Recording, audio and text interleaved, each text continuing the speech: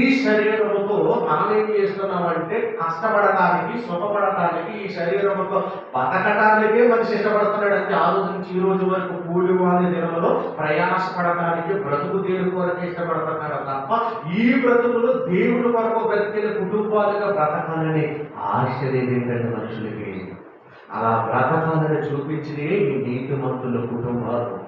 అలా బ్రతకడానికి చూపించిందే వివాహ బంధానికి దేవుడు ఏర్పాటు చేసిన నియమ నిబంధనలు. అలా బ్రతకలేకపోవడానికి గల కారణమే సాతాను తంత్రములు.